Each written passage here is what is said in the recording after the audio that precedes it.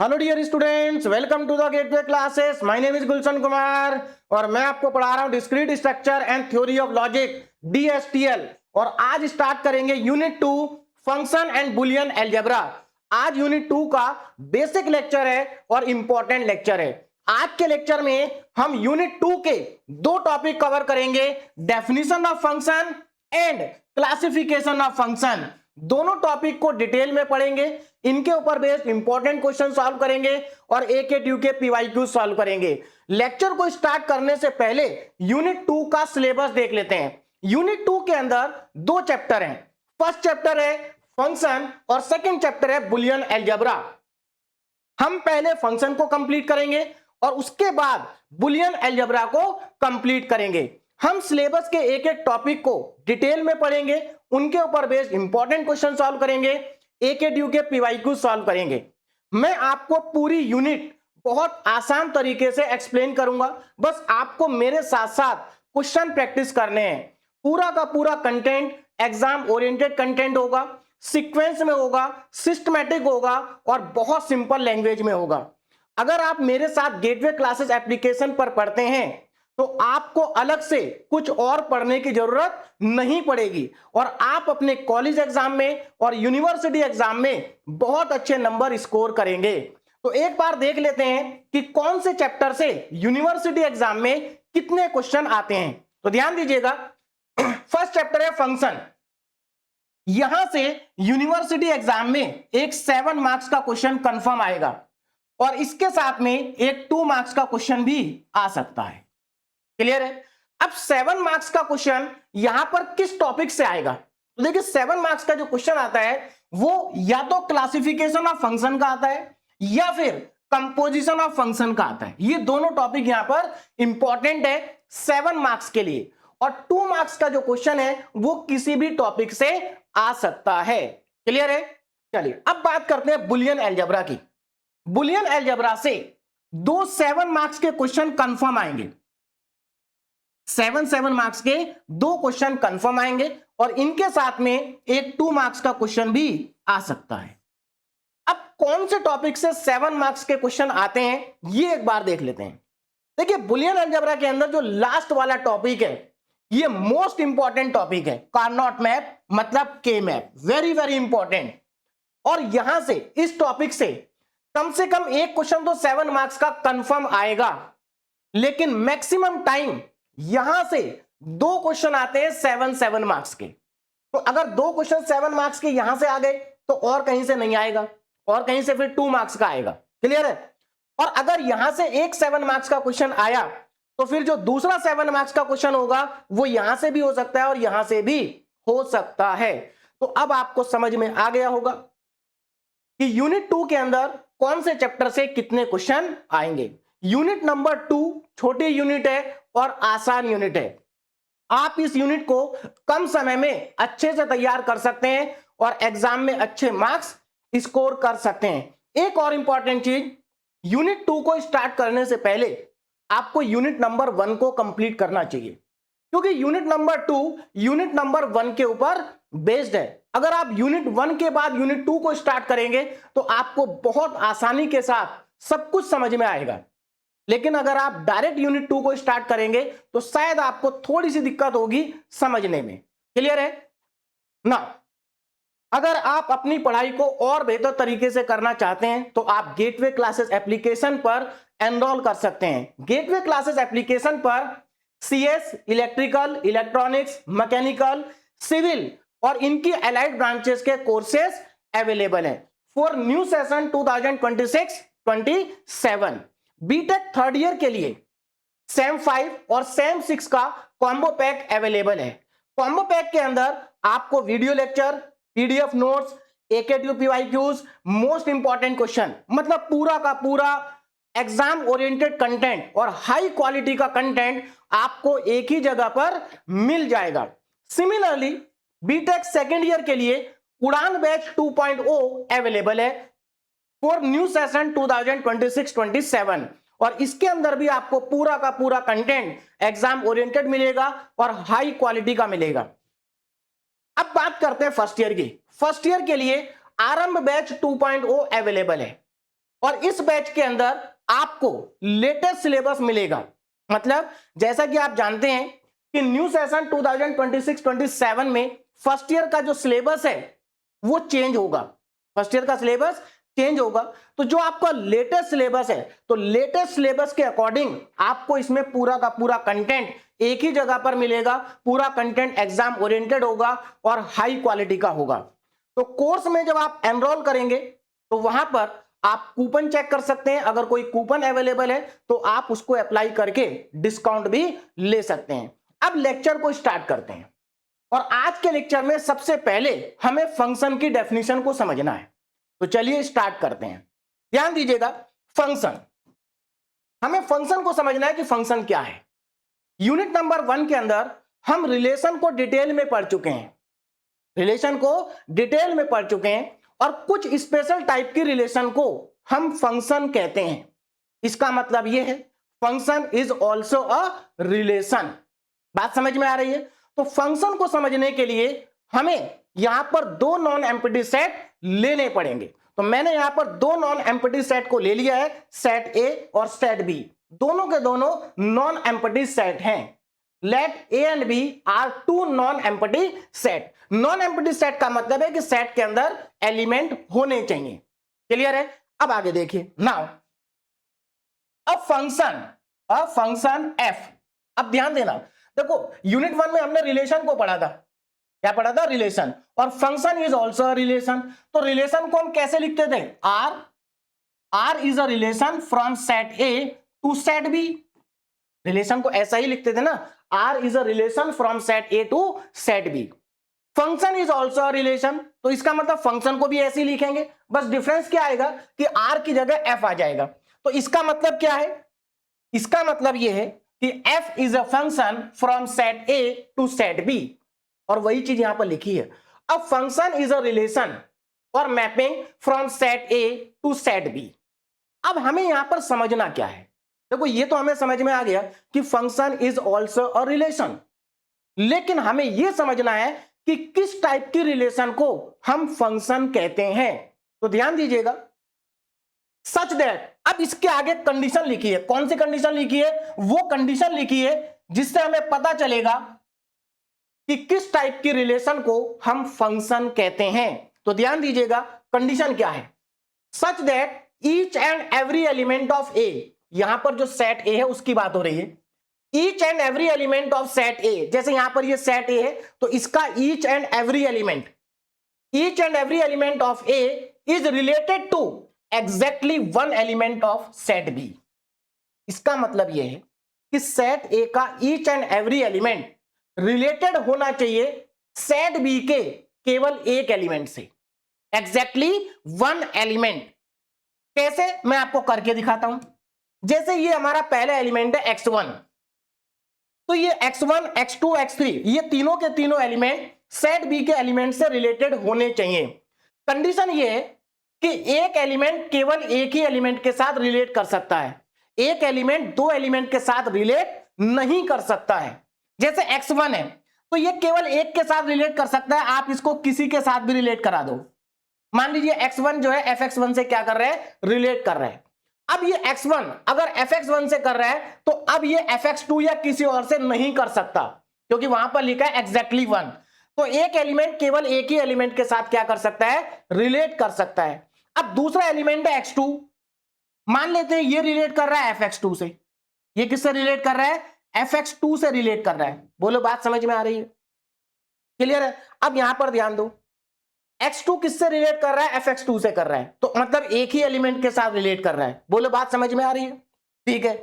अब x3 है, मान लेते हैं x3 रिलेट कर रहा है fx3 से, तो ये भी एक ही एलिमेंट के साथ रिलेट कर रहा है। तो आप यहां पर देख सकते हैं सेट ए के तीनों एलिमेंट रिलेट कर रहे हैं, मतलब each and every element of set A is related to exactly one element of set B. इसका मतलब ये हमारा एक फंक्शन है। ये क्या है? फंक्शन की मैपिंग है। समझ में आ गया? ये हमारी क्या है? फंक्शन की मैपिंग है। देखो इस तरह के जो हम डायग्राम बनाते हैं ना, इनको हम कहते हैं मैपिंग। और मैपिंग डायग्राम हम रिलेशन में भी बनाते हैं और फंक्शन में भी बनाते हैं। तो ये हमारे फंक्शन की मैपिंग हो गई। क्लियर है? अब देखो यहां पर सेट बी के अंदर एक एलिमेंट बच गया, कोई दिक्कत नहीं है, सेट बी के अंदर एलिमेंट बच सकते हैं, एक भी बच सकता है, दो भी बच सकते हैं, तीन, कितने भी बच सकते हैं, उससे हमें कोई दिक्कत नहीं है। तो अब आपको यह क्लियर हो गया होगा कि किस टाइप की रिलेशन को हम फंक्शन कहते हैं। एक और एग्जांपल यहां पर मैंने मैपिंग डायग्राम का बनाया, जरा इसको भी देख लेते हैं। देखो यहां पर मैंने तीन एलिमेंट लिए, यहां पर भी मैंने तीन एलिमेंट लिए। अब मैं यहां पर मैपिंग कर रहा हूं, ध्यान से देखना ये फंक्शन की मैपिंग है या नहीं है। मैंने यहां पर क्या किया, x1 की मैपिंग की मैंने fx1 के साथ, और x2 की मैपिंग भी मैंने कर दी fx1 के साथ।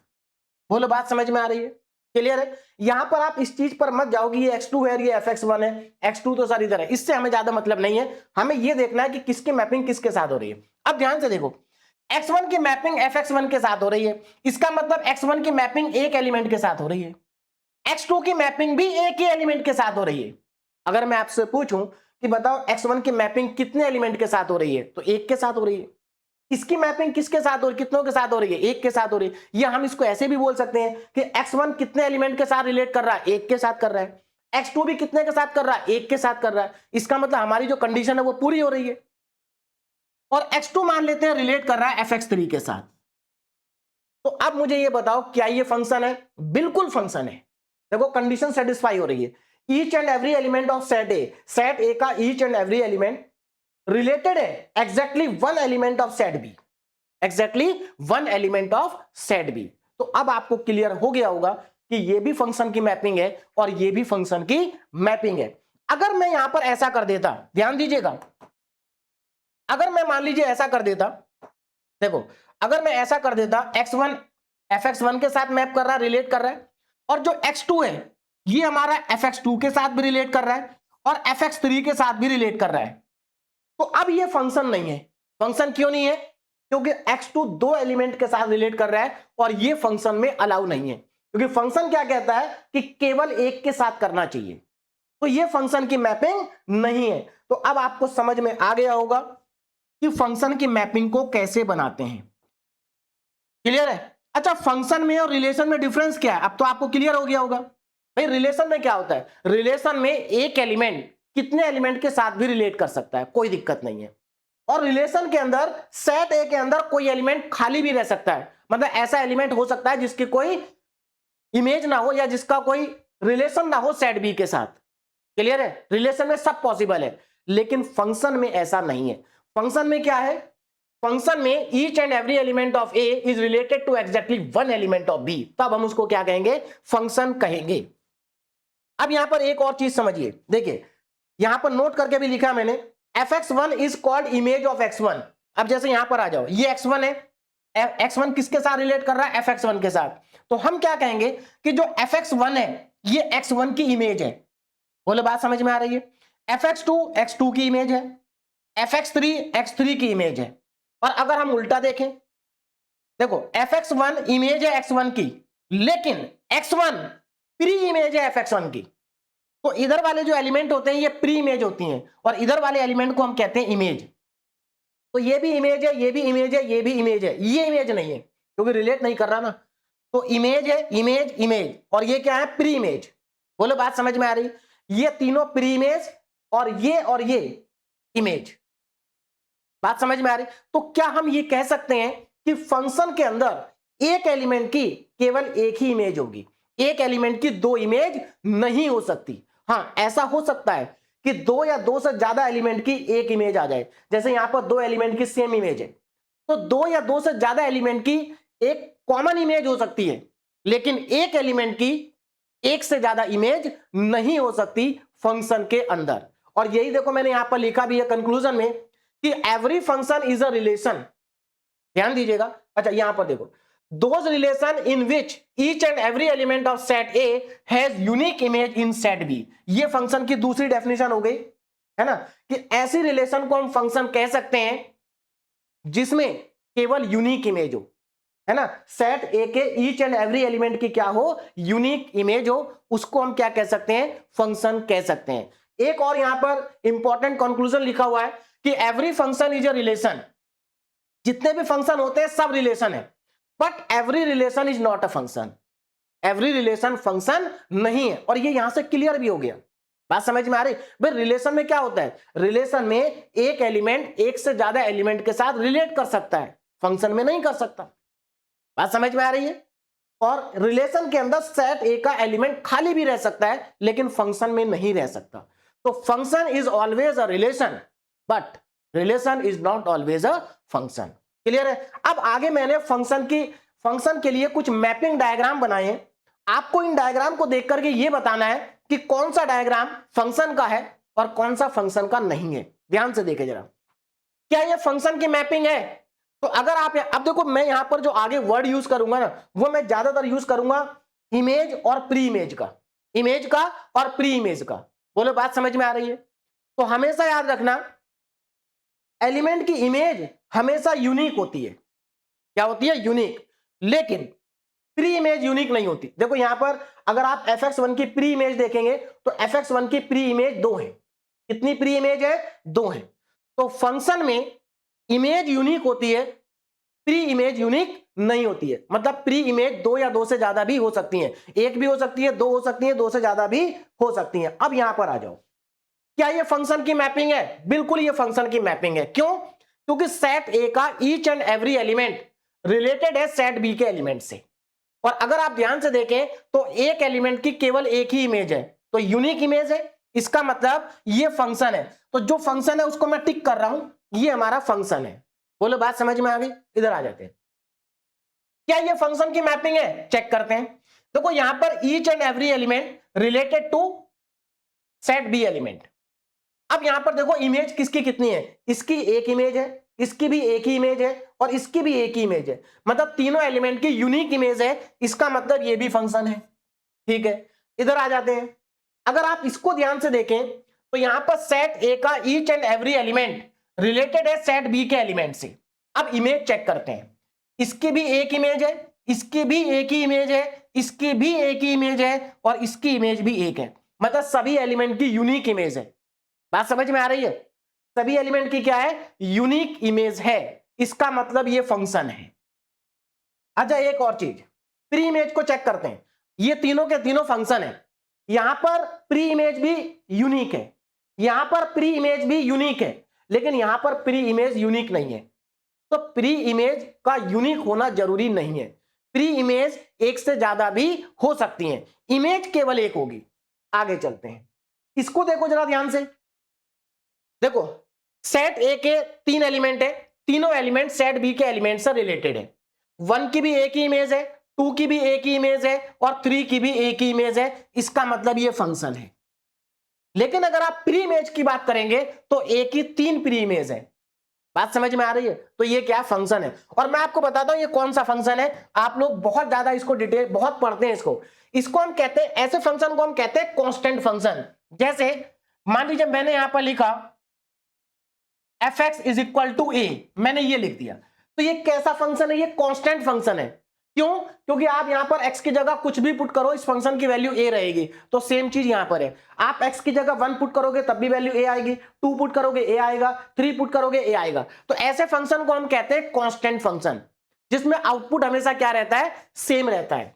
क्लियर है? आउटपुट हमेशा सेम रहता है।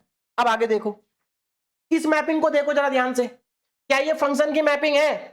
देखो इसकी यहां पर सबसे पहले ये देखो कि सेट ए के अंदर कोई एलिमेंट खाली तो नहीं है। तो देखो यहां पर सेट ए के अंदर एक एलिमेंट खाली है। सेट ए के अंदर एक भी एलिमेंट खाली नहीं बचना चाहिए। सेट ए के सभी एलिमेंट की इमेज होनी चाहिए, यहां पर नहीं है। इसका मतलब ये फंक्शन नहीं है। बोलो समझ में आ गया क्यों नहीं है?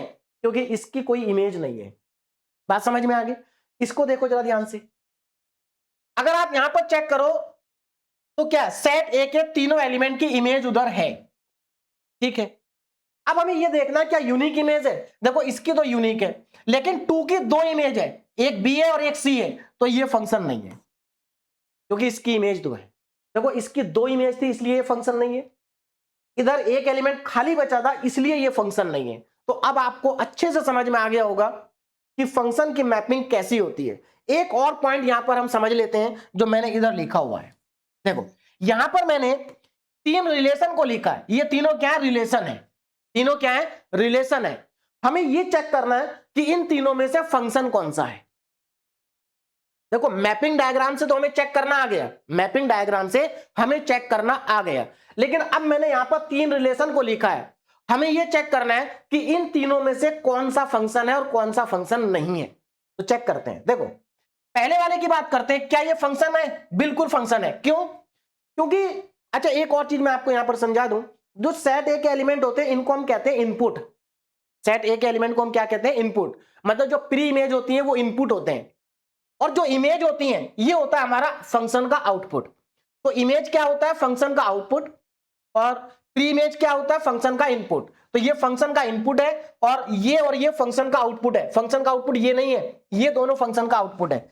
यहां पर ये तीनों के तीनों आउटपुट है, ये तीनों इनपुट है, ये तीनों इनपुट है, ये तीनों आउटपुट है। अच्छा ये तो फंक्शन ही नहीं है, मतलब है तो ये इनपुट आउटपुट लेकिन फंक्शन नहीं है, वो भी फंक्शन नहीं है। अब यहां पर आ जाते हैं, क्या ये फंक्शन है? हाँ ये फंक्शन है। अब देखो क्यों? क्योंकि अगर आप x की कोई वैल्यू पुट करोगे, x की कोई वैल्यू पुट करोगे इनपुट, तो उसके लिए आपको y की जो वैल्यू मिलेगी वो यूनिक मिलेगी। मतलब ऐसा कभी नहीं होगा कि x की एक वैल्यू के लिए आपको y की दो वैल्यू मिल जाए। तो मतलब एक इनपुट के लिए आपको एक ही आउटपुट मिलेगा। तो अगर आपको एक इनपुट के लिए एक आउटपुट मिलता है तो इसका मतलब आपको यूनिक आउटपुट मिल रहा है, और यूनिक आउटपुट का मतलब है यूनिक इमेज। तो इसका मतलब ये फंक्शन है। ध्यान दीजिएगा, बहुत इंपॉर्टेंट चीज है, ये फंक्शन है। तो अगर यूनिक इनपुट के लिए यूनिक आउटपुट मिलता है, यूनिक इनपुट के लिए यूनिक आउटपुट मिलता है तो वो फंक्शन है। इसको देखो जरा चेक करके, अगर मैं यहां पर x की वैल्यू को पुट करूं तो क्या y की वैल्यू हमें यूनिक मिलेगी? हाँ यूनिक मिलेगी। आप यहां पर कुछ भी पुट करो, जैसे अगर आपने मान लीजिए x की जगह पर -2 पुट करा तो आपको मिलेगा 4। अगर आपने y की जगह पर 2 पुट करा तो भी आपको 4 मिलेगा, मिलेगा ना? इसका मतलब दो अलग अलग इनपुट के लिए हमें आउटपुट सेम मिल रहा है तो कोई दिक्कत नहीं है, मिल सकता है। क्यों? देखो दो इनपुट के लिए सेम आउटपुट मिल सकता है, दो इनपुट के लिए सेम आउटपुट मिल सकता है, कोई दिक्कत नहीं है। बात समझ में आ गई? इसका मतलब ये भी फंक्शन है। इसको चेक करते हैं। इसमें देखो क्या प्रॉब्लम है, इसमें प्रॉब्लम ये है कि यहां पर लिखा है y square is equal to x. अगर मैं यहां पर एक्स की जगह 4 पुट कर दूं, 4, तो y की दो वैल्यू आएंगी, +2 और -2। मतलब एक इनपुट के लिए दो आउटपुट आ रहे हैं, मतलब एक इनपुट के लिए दो आउटपुट आने का मतलब है ये वाला केस हो गया। कौन सा केस? एक मिनट, हाँ ये तो हमारे पास, अच्छा ये तो फंक्शन था, इधर आ जाओ, ये वाला केस हो गया। एक इनपुट के लिए दो आउटपुट आ रहे हैं तो फंक्शन नहीं है। एक इनपुट के लिए कभी भी दो आउटपुट नहीं आने चाहिए, और यहां पर वही हो रहा है कि एक इनपुट के लिए दो आउटपुट है। जब आपने एक इनपुट पुट करा 4 तो आपको वैल्यू मिल रही +2 और -2, तो इसका मतलब यह हुआ कि ये हमारा फंक्शन नहीं है। तो देखो कितनी इंपॉर्टेंट चीज है, ये फंक्शन है लेकिन ये फंक्शन नहीं है। देखो तीनों की तीनों रिलेशन है लेकिन तीनों के तीनों फंक्शन नहीं है। तो ये बहुत इंपॉर्टेंट कॉन्सेप्ट है जो मैक्सिमम स्टूडेंट समझने की कोशिश ही नहीं करते हैं। अब आगे बढ़ते हैं। देखो बेसिक्स तो हमने समझ लिया, फंक्शन की डेफिनेशन को हमने समझ लिया। अब हम यहां पर domain, codomain and range of a function को समझ लेते हैं। Again very very important concept, ध्यान दीजिएगा। यहां पर अगेन मैंने एक फंक्शन की मैपिंग को लिया है, देख सकते हैं ये फंक्शन है हमारा। क्या है? फंक्शन है, क्योंकि सेट ए के चारों एलिमेंट की यूनिक इमेज है।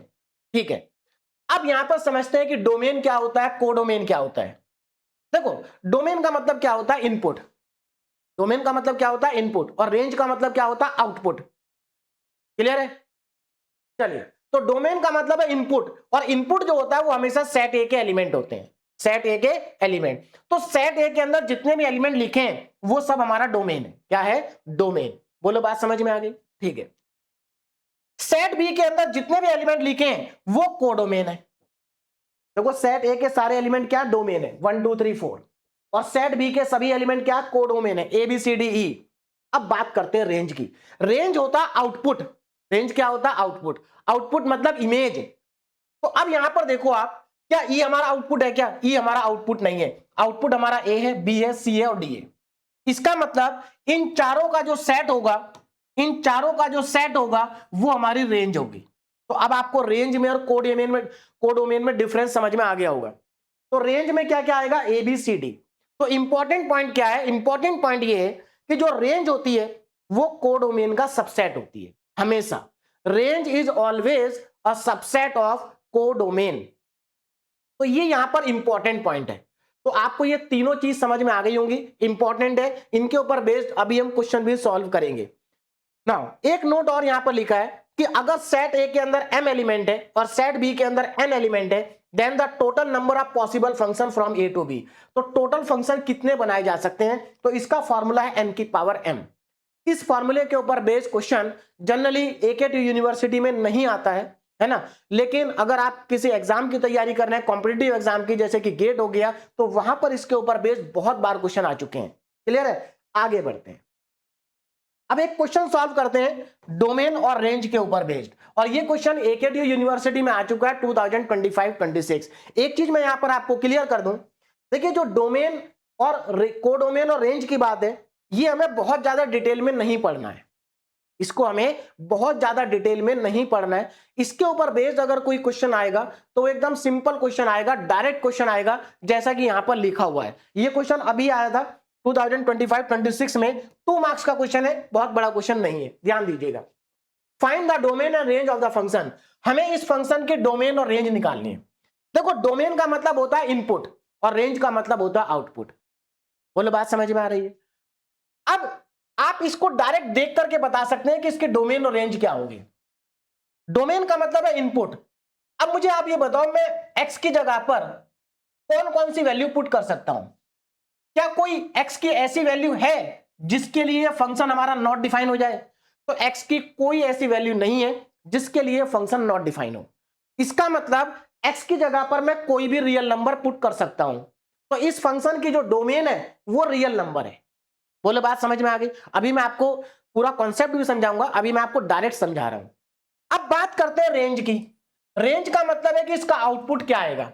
देखो ध्यान दीजिएगा, यहां पर x के दोनों तरफ लगा है मॉड, तो आप x के पॉजिटिव वैल्यू पुट करो या निगेटिव वैल्यू पुट करो, आपको हमेशा पॉजिटिव वैल्यू ही मिलेगी। बोले बात समझ में आ रही है? क्या मिलेगी? पॉजिटिव वैल्यू मिलेगी। इसका मतलब यह हुआ, अगर मैं आपसे पूछूं कि बताओ इस फंक्शन की मैक्सिमम वैल्यू क्या होगी, तो इस फंक्शन की मैक्सिमम वैल्यू हमें तब मिलेगी जब x की वैल्यू 0 होगी, क्योंकि 1 माइनस 0 क्या आ जाएगा? 1 आ जाएगा। तो इसका मतलब इस फंक्शन की मैक्सिमम वैल्यू 1 होगी, 1 से बड़ी इसकी वैल्यू कभी आएगी नहीं। तो इसका मतलब यह हुआ इसकी जो रेंज है वो 1 या 1 से छोटी है, 1 या 1 से छोटी है। और देखो वही लिखा है, रेंज क्या होगी? माइनस इंफिनिटी से 1 तक होगी। अब थोड़ा सा इसको डिटेल में समझ लेते हैं। देखो पता कैसे करेंगे, हमारे पास ये फंक्शन है, तो यहां पर सीधा लिखेंगे आप fx is defined for every real number. fx her real number के लिए डिफाइंड है। इसका मतलब इसकी जो डोमेन है वो माइनस इंफिनिटी से इंफिनिटी है, मतलब इसकी डोमेन रियल नंबर है। देखो मैंने यहां पर इसका ग्राफ भी बना रखा है, लेकिन जरूरी नहीं कि आप एग्जाम में ग्राफ बना करके आए, केवल मैंने आपको समझाने के लिए बना रखा है। अगर आप इसका ग्राफ बनाएंगे तो इसका ग्राफ माइनस इंफिनिटी से स्टार्ट होकर के प्लस इंफिनिटी तक जाएगा, मतलब x की वैल्यू माइनस इंफिनिटी से प्लस इंफिनिटी तक कुछ भी पुट कर सकते हैं, क्योंकि x क्या यहां पर रियल नंबर है। लेकिन अगर मैं बात करूं y की वैल्यू की, आउटपुट की, आउटपुट क्या मिलेगा? तो आउटपुट जो होगा इसका माइनस इंफिनिटी से लेकर 1 तक होगा। ये ग्राफ कभी भी 1 के ऊपर नहीं जाएगा, आप बना के देखो। तो अब आपको समझ में आ गया होगा कि डोमेन और रेंज को कैसे पता करते हैं। देखो लिखने का तरीका क्या होगा, हम यहां पर लिखेंगे सिंस ये वाली जो वैल्यू हमेशा 1 0 से क्या होगी? बड़ी होगी, ग्रेटर देन इक्वल टू 0, है ना। अगर ये वैल्यू हमेशा ग्रेटर देन इक्वल टू 0 है तो यह फंक्शन की वैल्यू हमेशा लेस देन इक्वल टू 1 आ जाएगी। और इससे हमें क्या पता चल रहा है कि इसकी रेंज जो है वो माइनस इंफिनिटी से लेकर के 1 है। अब आगे बढ़ते हैं। Now classification of function on the basis of mapping. हम यहां पर क्लासिफिकेशन करेंगे on the basis of mapping. अब ध्यान दीजिएगा कौन कौन से फंक्शन हमारे पास हैं मैपिंग के बेसिस पर।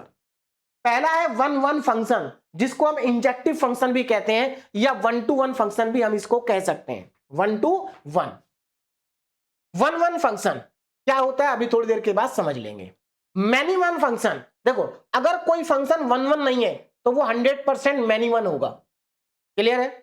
उसके बाद हम पढ़ेंगे ऑन टू फंक्शन, जिसको हम सर्जेक्टिव फंक्शन भी कहते हैं। अगर कोई फंक्शन ऑन टू नहीं है तो वो इनटू फंक्शन होगा। और लास्ट में हम पढ़ेंगे 1 1 ऑन 2 फंक्शन। और इन पांचों फंक्शन में जो सबसे इंपॉर्टेंट फंक्शन है वो ये लास्ट वाला है, वेरी वेरी इंपॉर्टेंट। यहां से क्वेश्चन मान के चलिए कि कंफर्म एक आएगा ही आएगा, चाहे वो 2 मार्क्स का हो या 7 मार्क्स का हो। अब 1 बाय 1 करके इन सभी फंक्शन को पढ़ लेते हैं, इनके ऊपर बेस्ड क्वेश्चन सॉल्व कर लेते हैं। ध्यान दीजिएगा, बहुत आसान टॉपिक है और बहुत ही इंटरेस्टिंग टॉपिक है, आपको आसानी के साथ समझ में आ जाएगा। ध्यान दीजिएगा, 1 1 फंक्शन और 1 to 1 फंक्शन या इंजेक्टिव फंक्शन एक ही बात है। अब इसका मतलब समझिए क्या है, देखो नाम से ही समझ में आ रहा है। 1 1 फंक्शन मतलब डिफरेंट एलिमेंट की डिफरेंट इमेज होगी, डिफरेंट एलिमेंट की डिफरेंट इमेज होगी, या आप ये कह सकते हैं ऐसा फंक्शन जिसमें प्री इमेज यूनिक होती है। देखो फंक्शन के अंदर जो इमेज होती है वो यूनिक होती है, लेकिन अगर प्री इमेज भी यूनिक है तो उसको हम 1 1 फंक्शन कहते हैं। A function f from a to b is said to be 1 1 function if different elements of a have different images in b। मतलब a के डिफरेंट एलिमेंट के लिए b के अंदर डिफरेंट इमेज होनी चाहिए। तो इसका सीधा सा मतलब यही है कि प्री इमेज यूनिक होनी चाहिए। तो एक बार चेक करते हैं, देखो यहां पर 4 एलिमेंट है, चारों एलिमेंट की प्री इमेज यूनिक है, इसकी भी यूनिक है, इसकी भी यूनिक है, इसकी भी यूनिक है, इसकी भी यूनिक है। यहां पर देखो इसकी भी यूनिक है, इसकी भी यूनिक है, इसकी भी यूनिक है। देखो सबकी प्री इमेज होना जरूरी नहीं है, लेकिन जिसकी प्री इमेज है वो यूनिक होनी चाहिए। तो दो तरीके हैं बोलने के, या तो आप ये बोले कि different element of A have different images in P, जैसे कि यहां पर आप देख सकते हैं डिफरेंट एलिमेंट की डिफरेंट इमेज है, दो एलिमेंट की सेम इमेज नहीं है। तो ऐसे फंक्शन को हम क्या कहते हैं, 1 1 फंक्शन कहते हैं। आसान तरीका क्या है याद रखने का कि 1 1 फंक्शन में प्री इमेज यूनिक होती है। क्लियर है?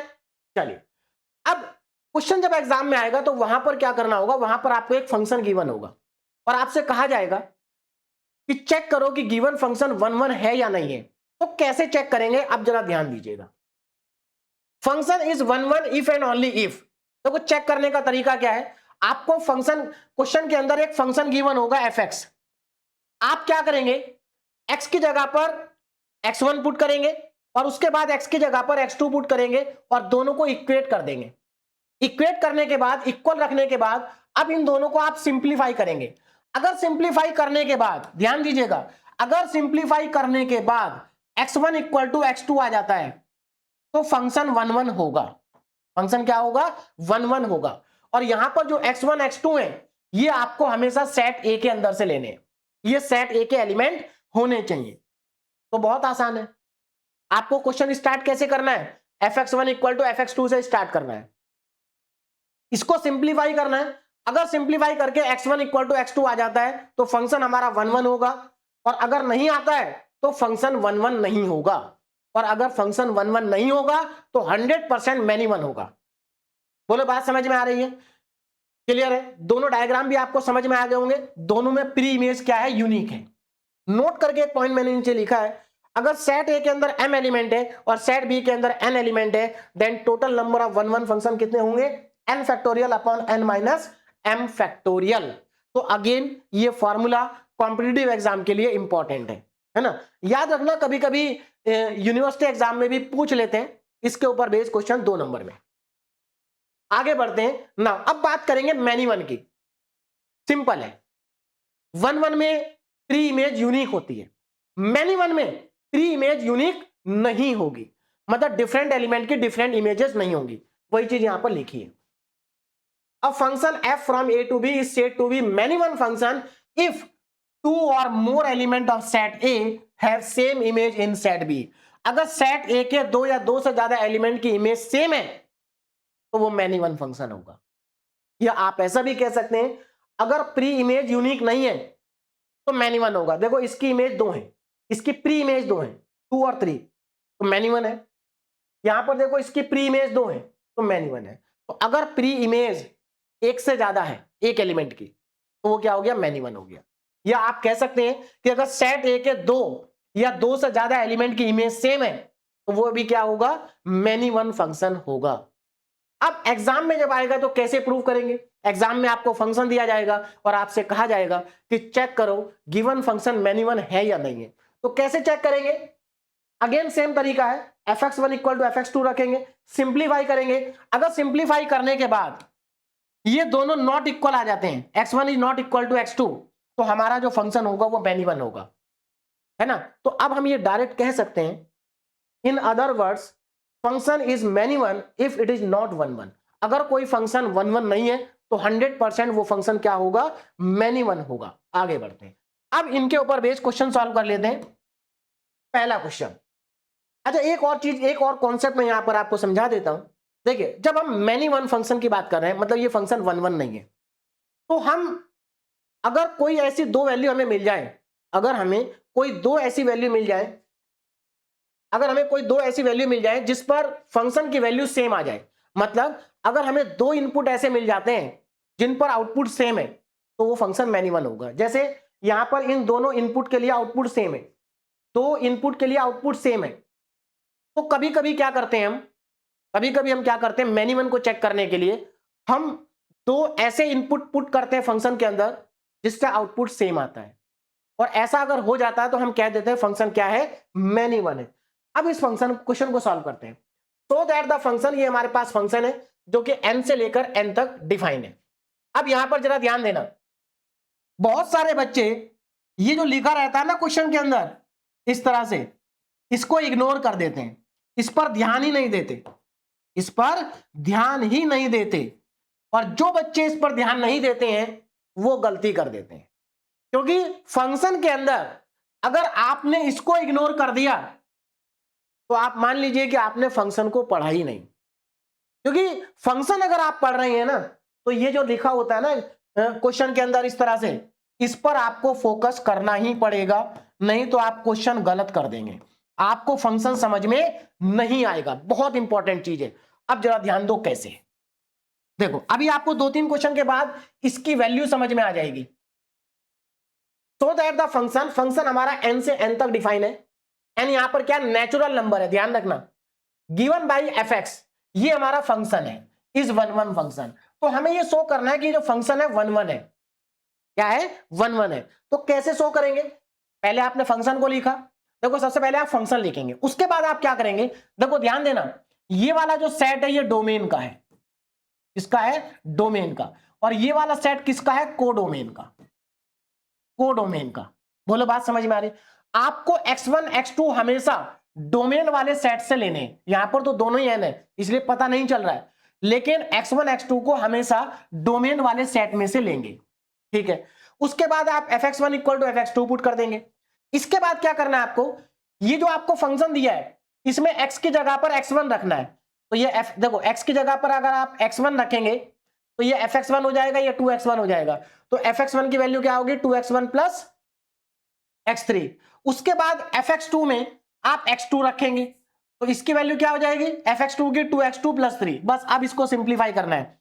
तो अगर अब आप यहां पर देखें तो 3 से 3 कैंसिल, बचा क्या? 2x1 इक्वल टू 2x2, 2 से 2 कैंसिल, बचा क्या? x1 equal to x2।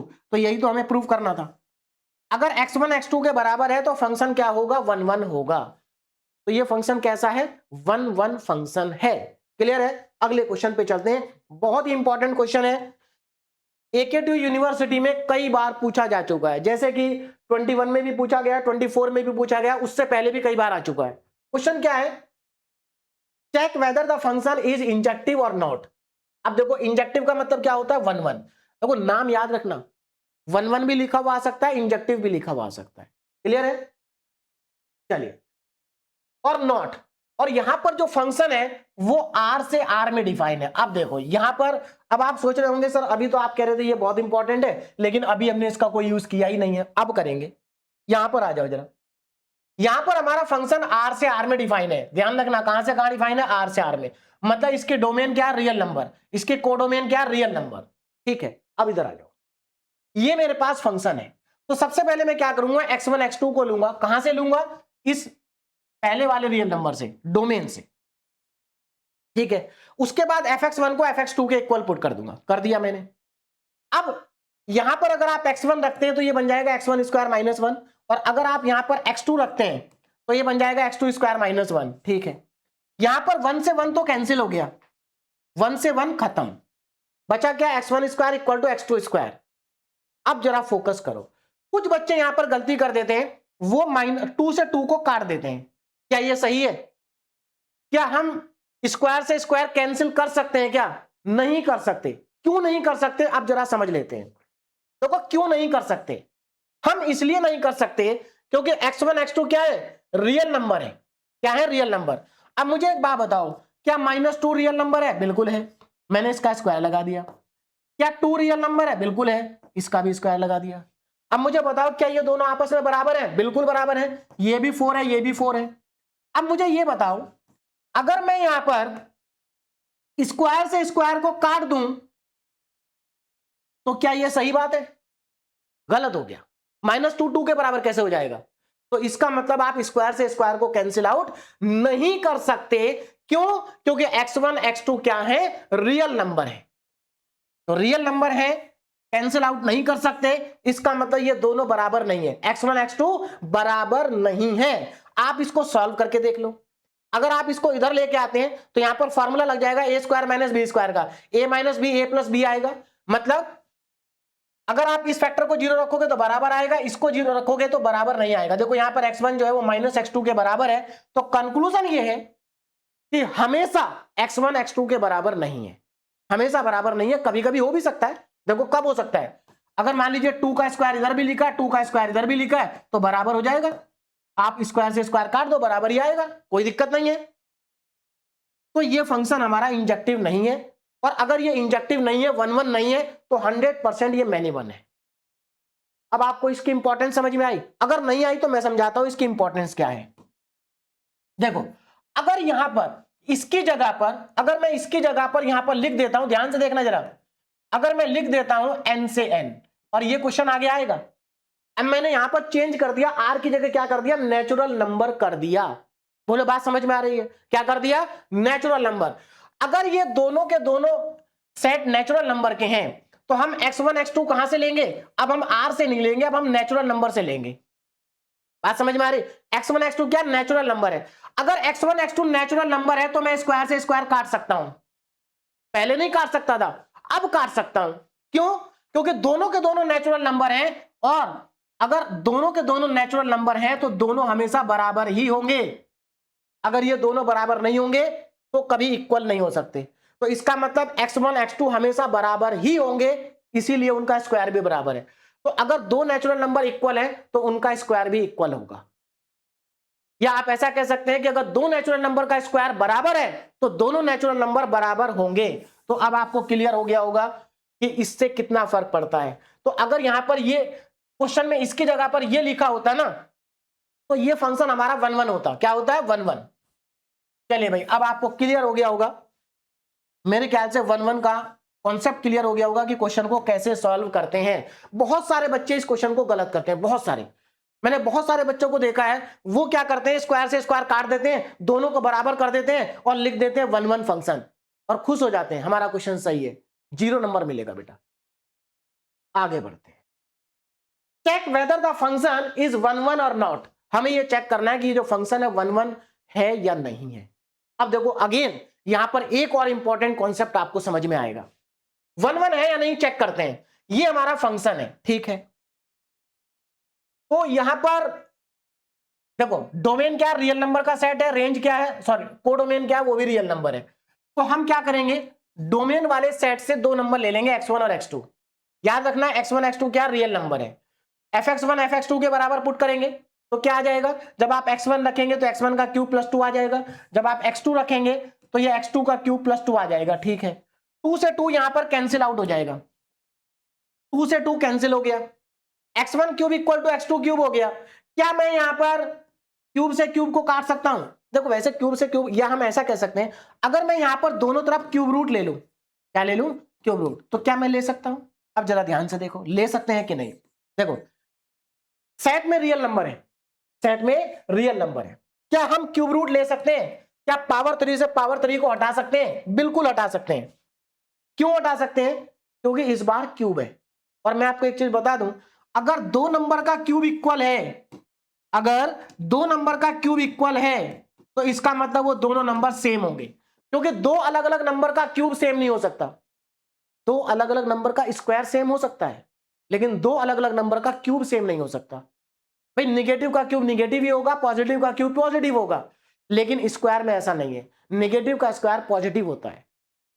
तो इसका मतलब यह है कि यहां पर हम क्यूब से क्यूब को हटा सकते हैं, तो इसका मतलब x1 x2 बराबर हो गया और ये फंक्शन हमारा 1 1 हो गया। समझ में आया? स्क्वायर से स्क्वायर नहीं हटा सकते, लेकिन क्यूब से क्यूब को हटा सकते हैं, क्योंकि दो नंबर का क्यूब, दो अलग अलग नंबर का क्यूब सेम नहीं हो सकता, लेकिन दो अलग अलग नंबर का स्क्वायर सेम हो सकता है। कॉन्सेप्ट अब आपको क्लियर हो गया होगा। आगे बढ़ते हैं। नेक्स्ट फंक्शन है हमारे पास ऑन टू फंक्शन, जिसको हम कहते हैं सर्जेक्टिव फंक्शन। क्या कहते हैं? Surjective function. ध्यान दीजिएगा, किसी भी फंक्शन को ऑन टू फंक्शन कब कहते हैं?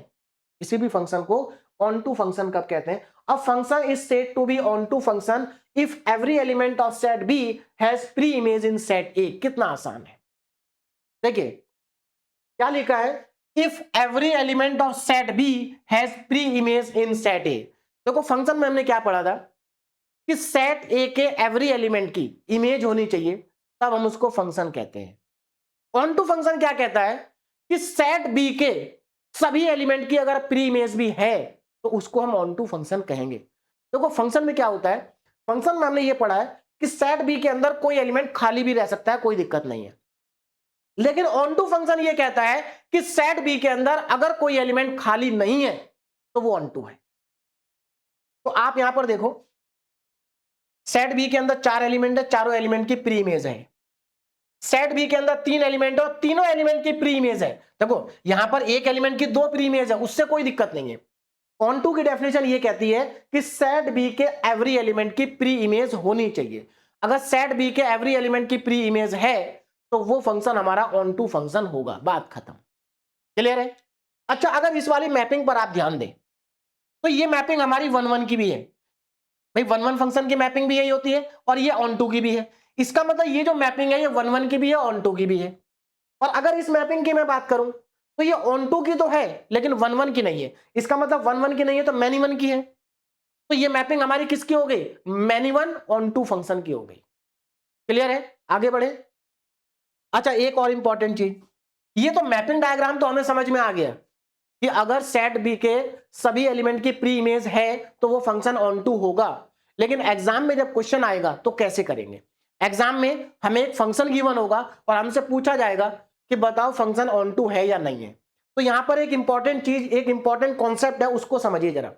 देखो, अगर सेट बी के सभी एलिमेंट की प्री इमेज है तो इसका क्या कंक्लूजन है? इसका कंक्लूजन देखो क्या है। पहली बात, जो सेट बी होता है वो क्या होता है? कोडोमेन। कोडोमेन। सेट बी के सारे एलिमेंट को हम क्या कहते हैं? कोडोमेन।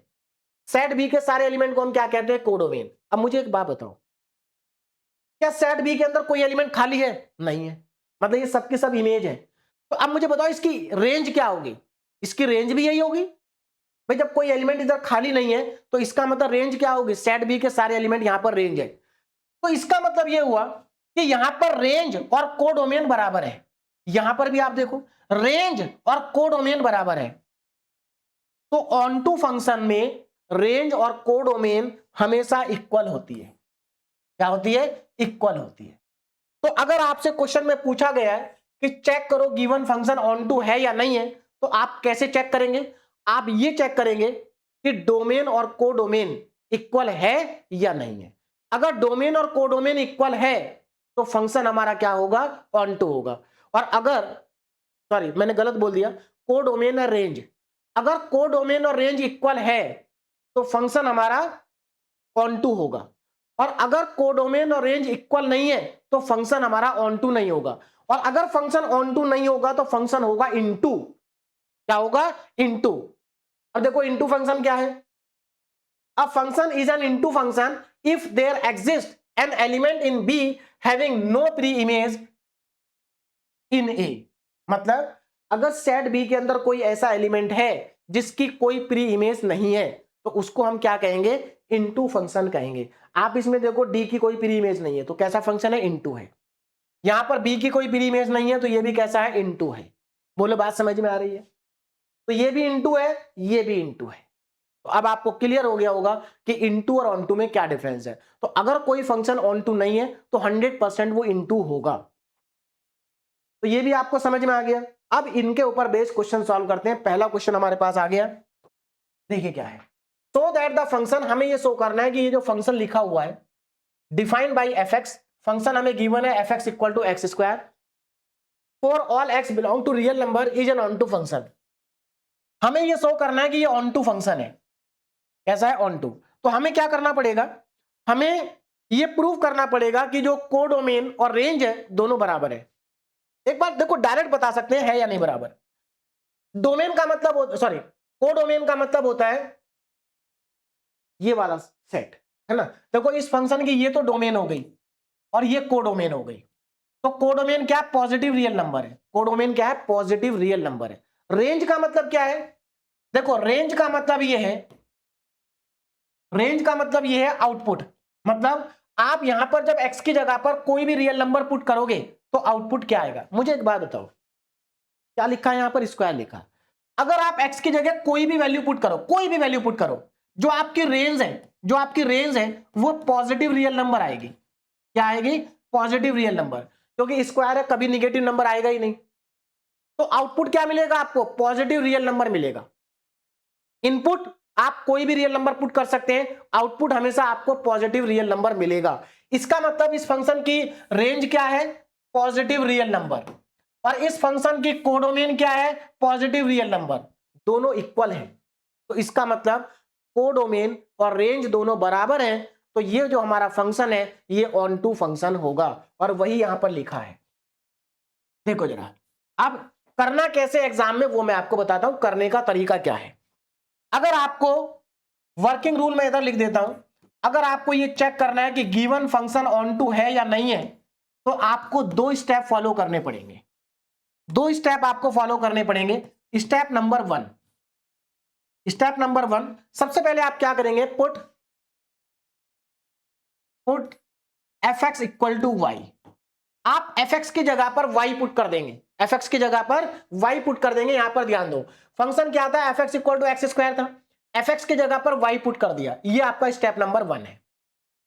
स्टेप नंबर टू, अब आप क्या करेंगे, फाइंड, फाइंड, ध्यान दीजिएगा, find x in terms of, in terms of y. आप x को y के टर्म्स में कैलकुलेट करेंगे। कैसे, बहुत आसान है। y equal to x square है, एक्स स्क्वायर को लेफ्ट में ले आओ, x square equal to y हो जाएगा। यहां से x कैलकुलेट करो, ये रूट y हो जाएगा। वैसे तो ये प्लस माइनस आएगा, लेकिन हमें प्लस माइनस की जरूरत नहीं है, हमें केवल प्लस की जरूरत है। तो x की वैल्यू क्या आ गई, रूट y आ गई। क्या आ गई, रूट y। अब मुझे ये बताओ, अच्छा यहां पर y क्या है, y यहां पर रेंज है। भाई fx की जगह हमने y को पुट किया है, इसका मतलब y की जो वैल्यू आएगी वही हमारी रेंज होगी। y की जो पॉसिबल वैल्यूज होंगी वो हमारी क्या होगी, रेंज होगी।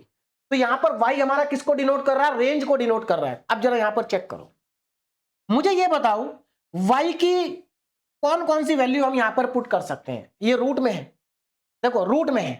क्या मैं y की जगह पर -1 पुट कर सकता हूं, क्या मैं y की जगह पर -2 पुट कर सकता हूं, नहीं कर सकता, क्योंकि ये इमेजिनरी नंबर होते हैं, कॉम्प्लेक्स नंबर होते हैं, हम रियल एनालिसिस कर रहे हैं। तो इसका मतलब हम y की जगह पर कोई भी निगेटिव नंबर पुट नहीं कर सकते। क्या हम y की जगह पर पॉजिटिव नंबर पुट कर सकते हैं, हाँ बिल्कुल कर सकते हैं। इसका मतलब y जो है वो पॉजिटिव रियल नंबर है।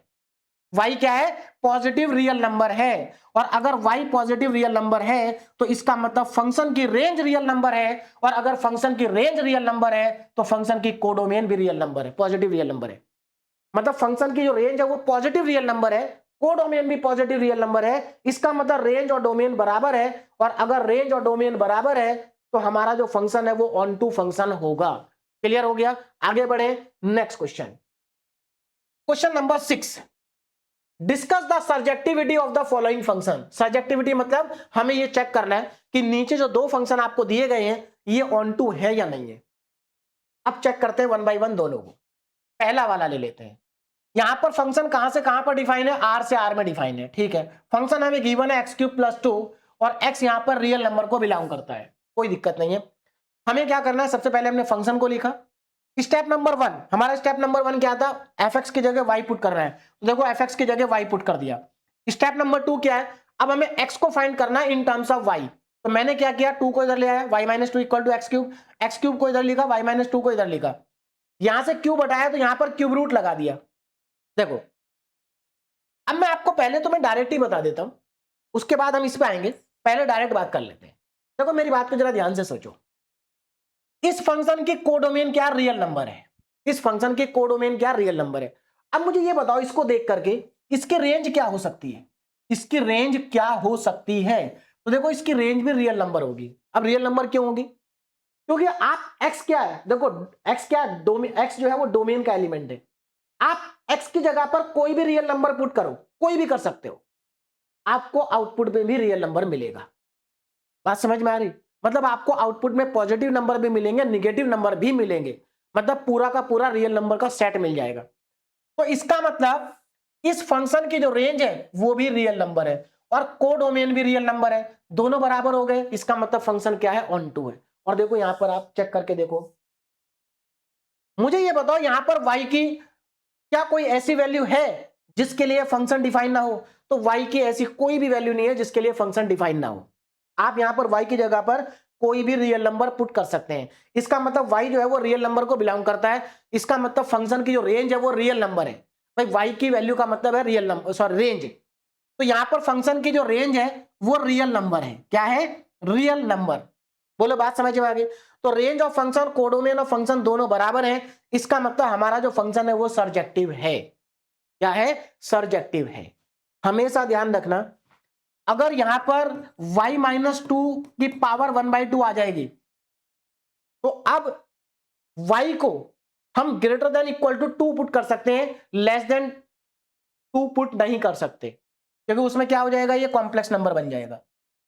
तो यहां पर क्यूब रूट है, तो क्यूब रूट में कोई दिक्कत नहीं है, क्यूब रूट के अंदर हम पॉजिटिव निगेटिव कोई भी नंबर पुट कर सकते हैं। अब इधर आ जाओ सेकंड पार्ट पे, इसको चेक करो जरा, इसके कोडोमेन क्या, रियल नंबर है। अच्छा, इसकी रेंज क्या आएगी, मतलब इस फंक्शन की वैल्यू क्या आएगी। अगर आप ध्यान से देखें तो यहां पर जब आप x की जगह पर कोई भी निगेटिव नंबर रखोगे तो भी पॉजिटिव आएगा, पॉजिटिव रखोगे तो भी पॉजिटिव आएगा। इसका मतलब इस फंक्शन की मिनिमम वैल्यू कितनी हो सकती है, देखो इस फंक्शन की मिनिमम वैल्यू हो सकती है 2। जब x 0 होगा तो मिनिमम वैल्यू आएगी 2। उसके बाद आप x की जगह कुछ भी पुट करो, वैल्यू 2 से बड़ी आएगी। इसका मतलब इस फंक्शन की जो रेंज है वो 2 या 2 से बड़ी है, 2 या 2 से बड़ी है। लेकिन कोडोमेन तो रियल नंबर है, तो इसका मतलब कोडोमेन और रेंज बराबर नहीं है, इसलिए सेकंड वाला हमारा ऑन टू फंक्शन नहीं है। करने का तरीका देखो क्या है, पहले आप फंक्शन लिखेंगे, उसके बाद एफ एक्स की जगह y पुट कर देंगे, उसके बाद आप x को कैलकुलेट करेंगे इन टर्म्स ऑफ y, तो यहां पर देखो ये आ जाएगा। अब इसमें अगर आप ध्यान से देखो तो आप y की जगह पर केवल greater than equal to 2 put कर सकते हैं। अगर आपने y की जगह पर 0 पुट करा तो -2 आ जाएगा रूट में, जो कि कॉम्प्लेक्स नंबर होगा, नॉट वैलिड, फंक्शन डिफाइन नहीं है। तो इसका मतलब यहां पर फंक्शन की जो रेंज है वो 2 या 2 से बड़ी है। तो और कोडोमेन क्या थी, रियल नंबर थी। तो कोडोमेन और रेंज बराबर नहीं है, इसलिए हमारा जो फंक्शन है वो ऑन टू नहीं है, सर्जेक्टिव नहीं है। अब आपको समझ में आ गया होगा ऑन टू फंक्शन। अब चलते हैं आगे। देखो हमने वन वन फंक्शन पढ़ लिया, मैनी वन पढ़ लिया, जो वन वन नहीं होगा वो मैनी वन होगा। ऑन टू पढ़ लिया, इन टू पढ़ लिया, जो ऑन टू नहीं होगा वो इन टू होगा। मतलब ये हमारा इन टू फंक्शन है, ये हमारा इन टू फंक्शन है, ये ऑन टू फंक्शन है। बोलो बात समझ में आ रही है। अब चलते हैं आज के सबसे इंपॉर्टेंट टॉपिक पर, और वो है one one onto function. और इसमें कुछ नया नहीं पढ़ना है भाई, वन वन भी हम पढ़ चुके और ऑन टू भी हम पढ़ चुके। बस अब क्या होगा, एक ही क्वेश्चन के अंदर हमसे वन वन भी पूछा जाएगा और ऑन टू भी पूछा जाएगा। और जो फंक्शन वन वन भी होता है और ऑन टू भी होता है उसको हम कहते हैं बाइजेक्टिव फंक्शन। बहुत इंपॉर्टेंट है बाइजेक्टिव फंक्शन, ये वाला नाम आपको याद रखना है। देखो वन वन को हम कहते हैं इंजेक्टिव, ऑन टू को कहते हैं सर्जेक्टिव, और जो वन वन ऑन टू दोनों हो उसको कहते हैं बाइजेक्टिव। क्लियर है। अब one one onto function क्या है, तो बहुत सिंपल है, अ फंक्शन इज बाइजेक्टिव या a function f is one one onto if it is both. अगर ये दोनों है, वन वन भी है और ऑन टू भी है, तो हम उसको क्या कहेंगे, बाइजेक्टिव फंक्शन कहेंगे। तो बाइजेक्टिव फंक्शन कैसा होता है? बाइजेक्टिव फंक्शन 1 1 भी होता है और ऑन टू भी होता है, दोनों होते हैं। बोलो बात समझ में आ रही है? नीचे मैंने देखो क्या लिखा है, इन अदर वर्ड्स, ये दोनों पॉइंट भी आप ध्यान रख सकते हैं मैपिंग के लिए। Every element of domain has unique image in codomain, मतलब सेट ए के सभी एलिमेंट की यूनिक इमेज होनी चाहिए। क्या होनी चाहिए? Unique image. ठीक है। Every element of codomain has exactly one pre image in domain. तो सीधी सी बात है, अगर प्री इमेज यूनिक होगी तो फंक्शन ऑन टू होगा, और इमेज यूनिक होगी तो फंक्शन हमारा 1 1 होगा। क्लियर है? चलो अब आगे देखो नेक्स्ट। अब यहां पर थोड़ा सा देखो वर्किंग रूल। अगर आपको एग्जाम में क्वेश्चन आएगा कि चेक करो जो फंक्शन है वो बाइजेक्टिव है या नहीं है, तो कैसे चेक करेंगे? पहले तो आप 1 1 चेक करेंगे, है ना, 1 1 चेक करेंगे। 1 1 चेक करना आपको आता है। 1 1 चेक करेंगे, अगर फंक्शन 1 1 है तो आप ऑन टू चेक करेंगे। अगर फंक्शन 1 1 ही नहीं है तो आप वहीं पर लिख देंगे कि हमारा फंक्शन बाइजेक्टिव नहीं है। भाई जब 1 1 ही नहीं है तो बाइजेक्टिव कैसे हो सकता है? अच्छा, अगर फंक्शन 1 1 है तो फिर आप ऑन टू चेक करेंगे। ऑन टू कैसे चेक करते हैं? अगर रेंज और कोडोमेन बराबर है तो फंक्शन ऑन टू होगा, और अगर फंक्शन 1 1 भी है और ऑन टू भी है तो वो फंक्शन बाइजेक्टिव होगा। मतलब इस टॉपिक के अंदर नया तो कुछ भी नहीं है, बस आपको वही चेक करना है 1 1 ऑन टू। और ये टॉपिक बहुत ज्यादा इंपॉर्टेंट है। अब मैं बताता हूं क्यों इंपॉर्टेंट है। अगले लेक्चर में हम पढ़ेंगे इनवर्स ऑफ ए फंक्शन, मतलब अगले लेक्चर में हम फंक्शन के इनवर्स को कैलकुलेट करेंगे, और इनवर्स केवल उस फंक्शन का कैलकुलेट होता है जो बाइजेक्टिव हो। जो क्या हो? बाइजेक्टिव हो। इसका मतलब किसी भी फंक्शन का इनवर्स कब एग्जिस्ट करेगा? जब वो बाइजेक्टिव होगा। तो अगले लेक्चर में जब हम क्वेश्चन सॉल्व करेंगे इनवर्स के, तो वहां पर क्वेश्चन में लिखा रहता है कि so that the given function is bijective and hence find its inverse. मतलब आपको पहले तो ये शो करना है कि फंक्शन बाइजेक्टिव है और उसके बाद इसका इनवर्स निकालना है। या फिर क्वेश्चन में ऐसे लिखा होगा so that the given function is invertible, so that the given function is invertible and hence find inverse. अब कोई भी फंक्शन इन्वर्टिबल कब होता है? जब वो 1 1 हो और ऑन टू हो। तो कहने का मतलब ये है, अगले लेक्चर में हम जितने भी क्वेश्चन सॉल्व करेंगे उसमें हम पहले क्या करेंगे? पहले तो हम ये चेक करेंगे कि फंक्शन 1 1 ऑन टू है या नहीं है, और उसके बाद हम उसका इनवर्स लिखेंगे। तो ये टॉपिक आज के लिए भी इंपॉर्टेंट है और अगले लेक्चर के लिए भी इंपॉर्टेंट है, क्योंकि अगला लेक्चर भी हमारा इसी टॉपिक के ऊपर बेस्ड है। और अगले लेक्चर में मैं आपको ये नहीं समझाऊंगा, अगले लेक्चर में हम सीधा इनवर्स कैलकुलेट करेंगे, इसलिए यहां पर इसको अच्छे से समझ लीजिए। अच्छा, 1 1 2 का मैपिंग डायग्राम कैसे बनेगा? भाई सीधी सी बात है, अगर फंक्शन 1 1 है तो डिफरेंट एलिमेंट की डिफरेंट इमेज होगी, मतलब सबकी प्री इमेज एक होगी, केवल एक ही प्री इमेज होगी। अब ये क्योंकि ऑन टू भी है तो सबकी प्री इमेज होना भी जरूरी है, मतलब सबकी प्री इमेज होनी चाहिए और सबकी प्री इमेज यूनिक होनी चाहिए। बात समझ में आ गई? तब वो 1 1 ऑन टू की मैपिंग होगी। तो 1 1 ऑन टू में 1 1 ऑन टू में कोई भी एलिमेंट सेट बी के अंदर खाली नहीं होता और सबकी प्री इमेज यूनिक होती है। अब क्वेश्चन सॉल्व करते हैं। पहला क्वेश्चन, और ये पहला ही क्वेश्चन 2024-25 में एकेटी यूनिवर्सिटी में आ चुका है। क्वेश्चन देखो क्या है। लेट एफ एक्स, देखो यहां पर हमें एक तो एफ एक्स फंक्शन दिया और एक जी एक्स फंक्शन दिया, दो फंक्शन दे रखे, कोई दिक्कत नहीं है। सबसे पहले हमें f3 निकालना है, तो f3 तो बहुत आसान है, यहां पर x की जगह 3 पुट कर दो, f3 आ जाएगा। And classify fx and gx as 1 1 1 to 1, 1 to 1 का मतलब है 1 1 ऑन टू और नाइदर। मतलब सिंपल सा क्वेश्चन ये है कि आपको दो फंक्शन गिवन है, पहले तो आपको f3 निकालना है, उसके बाद आपको ये चेक करना है कि fx 1 1 है, ऑन टू है या कुछ भी नहीं है। उसके बाद आपको ये चेक करना है gx 1 1 है, ऑन टू है या कुछ भी नहीं है। मतलब आपको बस ये चेक करना है कि ये फंक्शन 1 1 ऑन टू है या नहीं है। क्वेश्चन में एक की जगह दो फंक्शन गिवन है। दो क्यों गिवन है? क्योंकि ये क्वेश्चन 7 मार्क्स में आया था। अब देखो सिंपल सी बात है, अगर 7 मार्क्स का क्वेश्चन है तो थोड़ा सा तो बड़ा करना पड़ेगा ना भाई। एक ही फंक्शन दे देंगे तो आप तो 2 मिनट में करके रख देंगे, 1 मिनट में करके रख देंगे उसको, है ना। तो यहां पर दो फंक्शन दिए गए हैं, बाकी क्वेश्चन बिल्कुल सेम है। चलिए पहला फर्स्ट पार्ट करते हैं, f3 को इवेल्युएट करते हैं।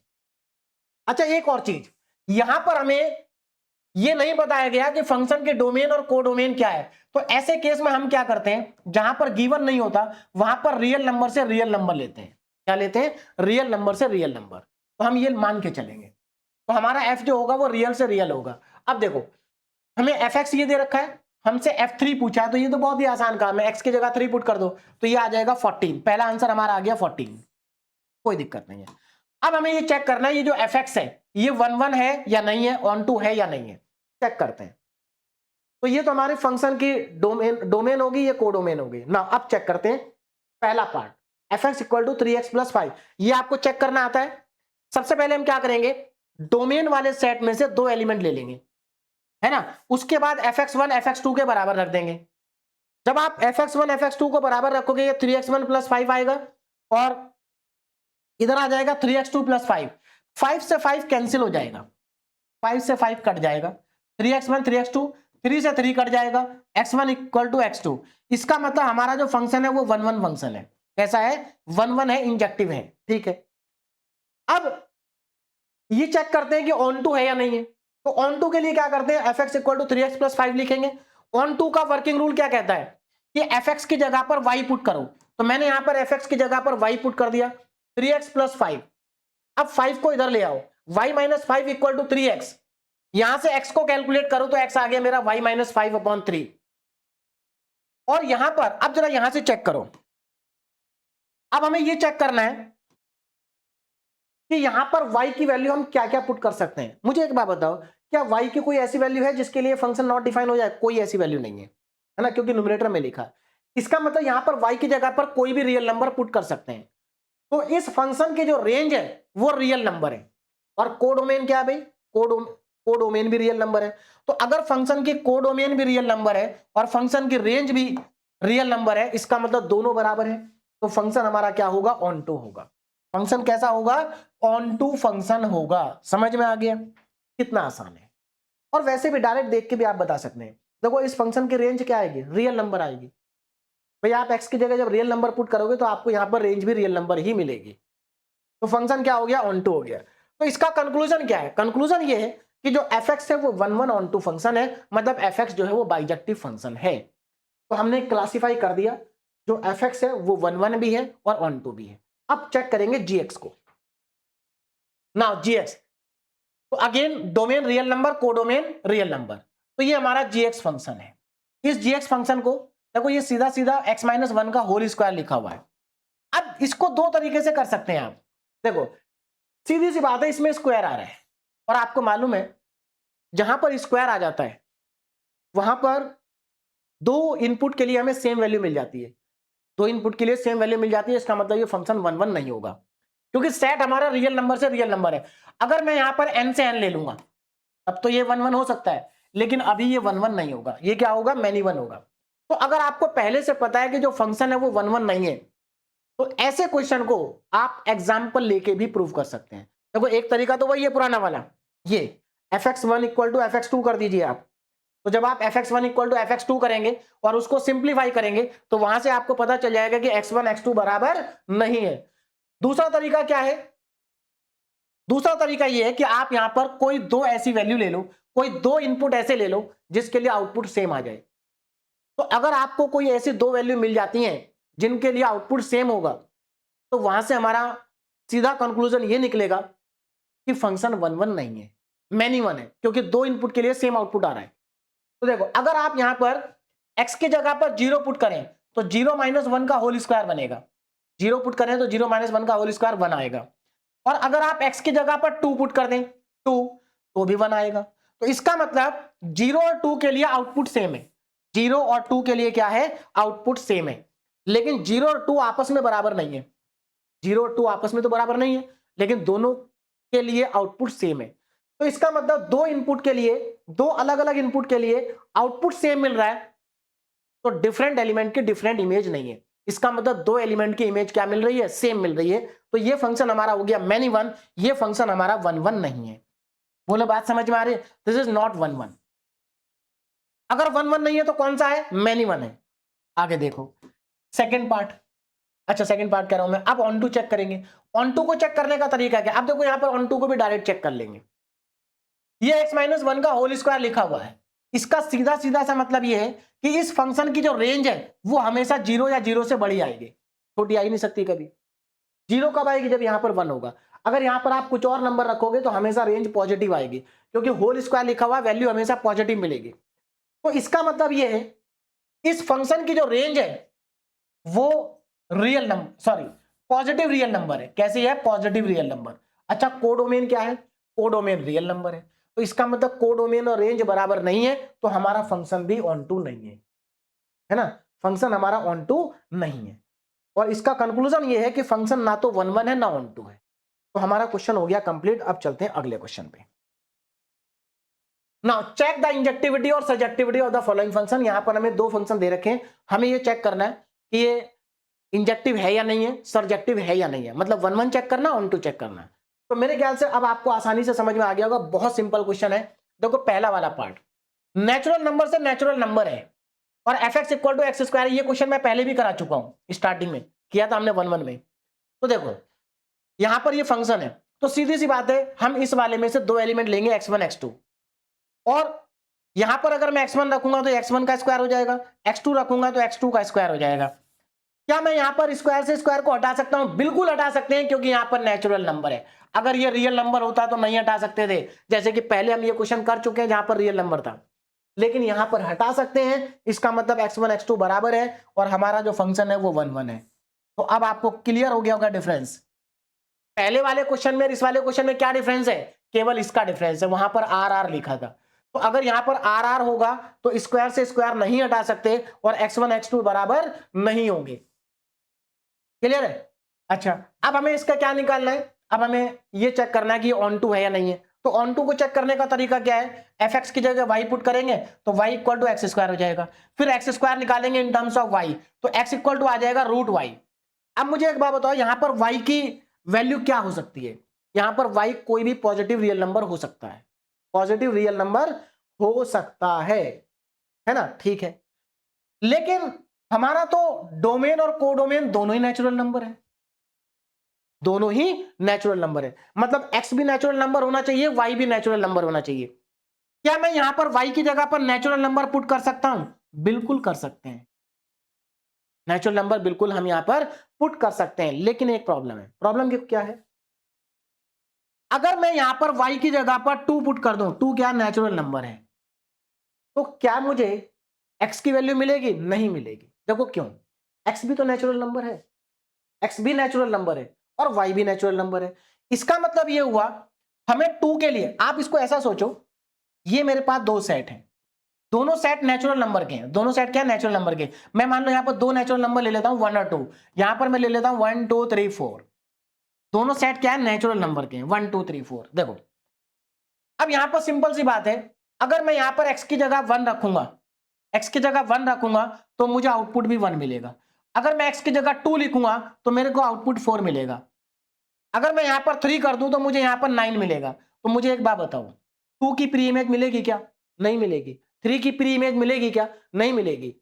तो कहने का मतलब ये है कि ये फंक्शन ऑन टू नहीं है, क्योंकि सबकी प्री इमेज होना भी तो जरूरी है। तो यहां पर बच्चों को कई बार कंफ्यूजन हो जाता है, तो ध्यान रखना बेटा, यहां पर आप y की जगह पर कोई भी नेचुरल नंबर रख सकते हो, लेकिन उसके लिए आपको x भी तो नेचुरल मिलना चाहिए, जो कि नहीं मिल रहा है। तो इसका मतलब ये फंक्शन हमारा ऑन टू नहीं है, ऑन टू नहीं है, क्योंकि इसकी जो रेंज आएगी ना, वो नेचुरल नंबर तो आएंगे, लेकिन नेचुरल नंबर का पूरा सेट नहीं आएगा।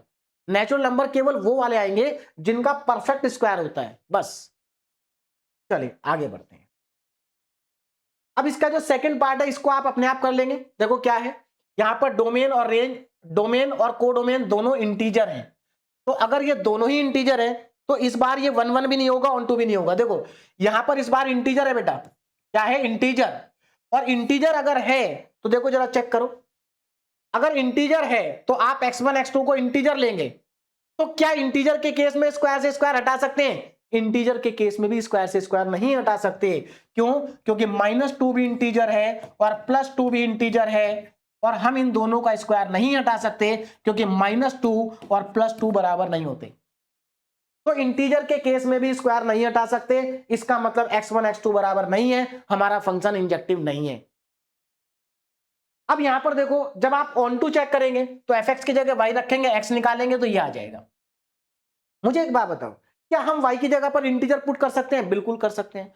तो क्या इंटीजर के कॉरस्पॉन्डिंग हमें इंटीजर मिलेगा क्या? नहीं मिलेगा। देखो क्यों? जब आप y की जगह पर 2 पुट करोगे तो x मुझे √2 मिलेगा। अब √2 इंटीजर है क्या? नहीं है, हमारी तो कोडोमेन इंटीजर है, मतलब x भी इंटीजर होना चाहिए, y भी इंटीजर होना चाहिए, नहीं है। तो इसका मतलब रेंज और कोडोमेन बराबर नहीं है, और अगर रेंज और कोडोमेन बराबर नहीं है तो फंक्शन हमारा ऑन टू नहीं है। क्लियर है? आज का लास्ट क्वेश्चन, और लास्ट क्वेश्चन है और बहुत इंपॉर्टेंट क्वेश्चन है। ये क्वेश्चन अगले लेक्चर में भी आएगा, है ना, अगले लेक्चर में भी ये क्वेश्चन आएगा, ध्यान दीजिएगा। क्वेश्चन बहुत आसान है। क्वेश्चन क्या है? सो दैट द फंक्शन, हमें ये फंक्शन दे रखा है, फंक्शन की अगर आप डोमेन चेक करेंगे तो ये फंक्शन की डोमेन है और ये फंक्शन की कोडोमेन है। डोमेन में, डोमेन रियल नंबर है लेकिन रियल नंबर में से 3 हटा दिया, कोडोमेन रियल नंबर है लेकिन उसमें से 1 हटा दिया। अब मैं आपको बताता हूं 3 को क्यों हटाया।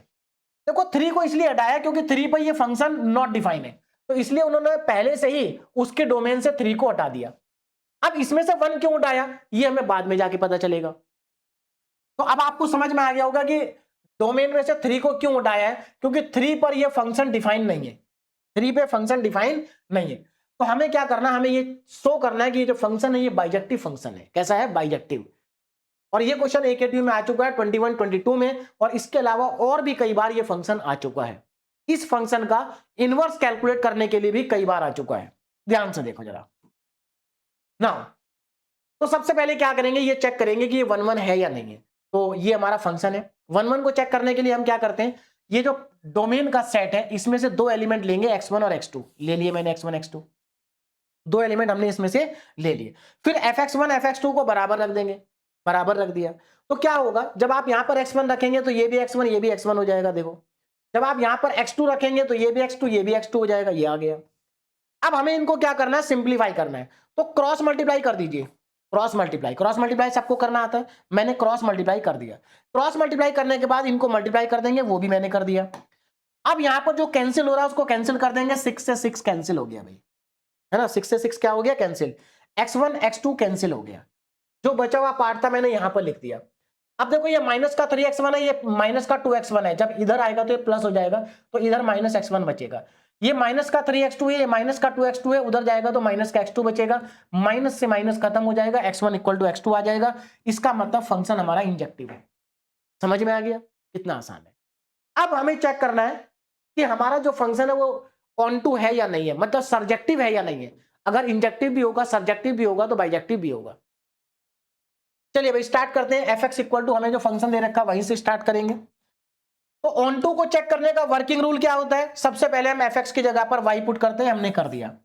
उसके बाद अब हम x को कैलकुलेट करेंगे इन टर्म्स ऑफ y। इसके लिए इधर क्रॉस मल्टीप्लाई कर दीजिए, कर दिया। अब इसको y को अंदर मल्टीप्लाई कर दीजिए, कर दिया। अब x वाली टर्म एक तरफ करेंगे, y वाली टर्म एक तरफ कर देंगे, कर दिए। अब इन दोनों में ऐसे x को कॉमन ले लो, ले लिया। अब यहां से ये y माइनस 1 नीचे चला जाएगा तो हमारे पास x की वैल्यू आ गई। अब जरा चेक करो, मैं यहां पर y की, देखो x क्या है, x को अगर हम देखें तो x हमारा रियल नंबर है, बस उसमें 3 नहीं आएगा, कोई दिक्कत नहीं है, 3 नहीं आएगा, ठीक है। अच्छा, क्या मैं यहां पर y की कोई भी वैल्यू पुट कर सकता हूं? बिल्कुल कर सकते हैं, बस हम यहां पर y की एक वैल्यू पुट नहीं कर सकते और वो है 1, क्योंकि 1 पर ये क्या हो जाएगा, फंक्शन नॉट डिफाइन हो जाएगा। तो इसका मतलब ये है इस फंक्शन की जो रेंज है वो रियल नंबर है, बस उसमें 1 नहीं होना चाहिए। तो 1 को हमने क्या कर दिया, हटा दिया। तो इस फंक्शन की रेंज क्या हो गई, रियल नंबर, उसमें से 1 को हटा दो। अब इसके कोडोमेन चेक करो, इसके कोडोमेन भी तो यही है। अब समझ में आया यहां पर -1 क्यों किया। अगर यहां पर ये r में से -1 नहीं करते, r में से 1 को नहीं हटाते, तो हमारा फंक्शन ऑन टू नहीं होता। क्यों? क्योंकि फंक्शन की रेंज तो यही आती, और अगर मैं यहां पर डोमेन, कोडोमेन को चेंज कर दूं तो कोडोमेन और रेंज नॉट इक्वल हो जाएंगे। तो अब आपको क्लियरली समझ में आ गया होगा कि यहां पर हमारी डोमेन, फंक्शन की रेंज और कोडोमेन बराबर है, इसका मतलब फंक्शन हमारा सर्जेक्टिव है। और अगर फंक्शन सर्जेक्टिव है तो इसका मतलब इंजेक्टिव हम पहले ही प्रूव कर चुके हैं। तो fx जो है वो इंजेक्टिव भी है, सर्जेक्टिव भी है, और इसका फाइनल कंक्लूजन ये है कि हमारा फंक्शन बाइजेक्टिव है। और यही तो हमें शो करना था कि हमारा जो फंक्शन है वो क्या है, फंक्शन हमारा क्या है, बाइजेक्टिव है, और हमने यहां पर ये प्रूव कर दिया। तो यहां पर हमारा आज का जो टॉपिक था वो कंप्लीट हो गया। आज के लेक्चर में हमने 2 टॉपिक को डिटेल में कवर किया है, एक तो डेफिनेशन ऑफ फंक्शन, उसके ऊपर बेस्ड एक इंपॉर्टेंट क्वेश्चन भी हमने सॉल्व किया था, और उसके बाद क्लासिफिकेशन ऑफ फंक्शन। क्लासिफिकेशन में हमने 5 टाइप के फंक्शन पढ़े, पांचों के ऊपर बेस्ड इंपॉर्टेंट क्वेश्चन सॉल्व किए, एके ट्यू के पीवाईक्यू सॉल्व किए। यहां पर डीपीपी के अंदर मैंने 2 क्वेश्चन आपको प्रैक्टिस के लिए दिए हैं, देखो ज्यादा नहीं दिए क्योंकि मैं ऑलरेडी लेक्चर में बहुत सारे क्वेश्चन सॉल्व करा चुका हूं, और जितने क्वेश्चन मैंने आपको कराए हैं अगर आप उतने क्वेश्चन कर लेते हैं तो इसके बाहर आपको एक भी क्वेश्चन करने की जरूरत नहीं है। और यूनिवर्सिटी एग्जाम में अगर कोई क्वेश्चन यहां से आएगा, और कंफर्म एक तो आएगा, उसको आप आसानी के साथ करके आएंगे। क्लियर है? चलिए, तो यहां पर आज का टॉपिक हमारा कंप्लीट हुआ। नेक्स्ट लेक्चर में हम पढ़ेंगे इनवर्स ऑफ ए फंक्शन। और ध्यान रखना, नेक्स्ट लेक्चर में नया कुछ भी नहीं है, नया केवल 5% है बस। जो हमने आज पढ़ा है ना 1 1 on 2 फंक्शन में, वही हमें नेक्स्ट लेक्चर में भी पढ़ना है। तो आज का लेक्चर अगर आप अच्छे से कंप्लीट कर लेंगे तो अगले लेक्चर में आपको कोई दिक्कत नहीं आएगी। और एक बार फिर से मैं आपको बता देता हूं कि अगर आप अपनी पढ़ाई को और बेहतर तरीके से करना चाहते हैं तो आप गेटवे क्लासेस एप्लीकेशन पर एनरोल कर सकते हैं। गेटवे क्लासेस एप्लीकेशन पर CS, electrical, electronics, mechanical, civil और इनकी अलाइड ब्रांचेस के कोर्सेज अवेलेबल हैं for the new session 2026-27। Third year के लिए सेम 5 और सेम 6 का कॉम्बो पैक अवेलेबल है। कॉम्बो पैक के अंदर आपको video lecture, PDF notes, AKTU PYQs, most important question, मतलब पूरा का पूरा एग्जाम ओरिएंटेड कंटेंट और हाई क्वालिटी का कंटेंट एक ही जगह पर मिल जाएगा। सिमिलरली सेकेंड ईयर के लिए भी अवेलेबल है। सेकेंड ईयर के लिए उड़ान बैच 2.0 है फॉर न्यू सेशन 2026-27, और इसके अंदर भी आपको पूरा का पूरा एग्जाम ओरिएंटेड कंटेंट मिलेगा। अब बात करते हैं फर्स्ट ईयर की। फर्स्ट ईयर के लिए आरंभ बैच 2.0 अवेलेबल है फॉर न्यू सेशन 2026-27, और इस बैच के अंदर आपको पूरा का पूरा लेटेस्ट सिलेबस का कंटेंट मिलेगा। क्लियर है? चलिए, तो यहां पर हमारा जो लेक्चर है वो आज का कंप्लीट हुआ। अब अगले लेक्चर में हम पढ़ेंगे इनवर्स ऑफ ए फंक्शन, लेकिन उससे पहले आपको आज का लेक्चर कंप्लीट करना है। Okay, thank you very much.